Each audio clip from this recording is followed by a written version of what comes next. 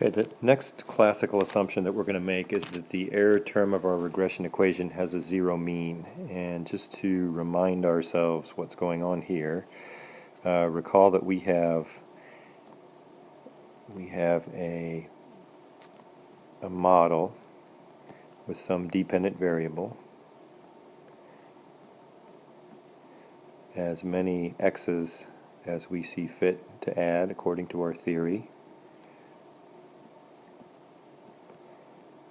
and a stochastic error term. Okay, and so this is what the conversation is about here, that stochastic error.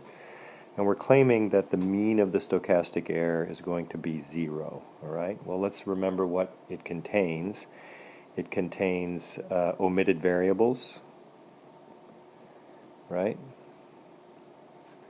It contains measurement error of all kinds. It contains randomness in human behavior. Okay, and we call it, therefore, the garbage can of the regression model, or I should say. So what we're really getting to with the zero population mean is that whatever positive influences we think might be in that error term, we're going to assume that there are negative influences that offset that, so that when we take the average or expected value of the error term, it's going to equal 0. Okay? Now, we're thinking about this epsilon as a random variable, and as a random variable it has its own distribution, okay, probability distribution, like all random variables. We could look at it as a normally distributed random variable. We're going to make that argument a little bit later. But here's a probability distribution of an epsilon, okay, which assumes that the mean is 0. And so this is one example of what that probability distribution might look like. In the context of the regression model itself, okay, these are the data that we saw, the population data that we saw in the population versus sample exercise that we did in class. A stochastic error, you'll recall, is the vertical distance between a data point and the population regression line, okay, expected value of y given x, the population regression line. So there's one epsilon value right there.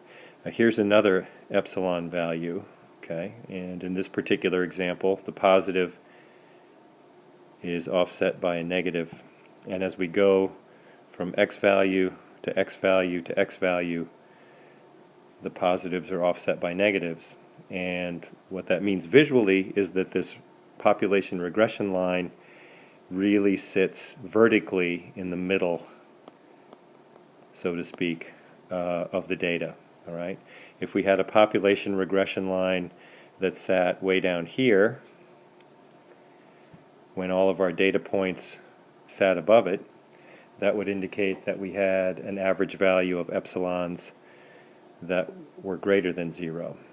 Okay, so if we had a regression line down there, that's what it would look like. If we had a regression line up here, okay, this would be the case where the expected value of the epsilons would be less than 0.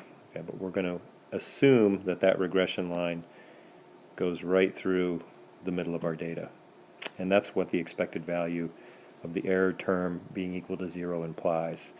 We will see a few violations of that. We're not going to worry about it too much because the way ordinary least squares works, it's going to compensate in the estimated intercept to fix that problem. So it ends up being one of the more minor problems if we happen to be wrong about this assumption.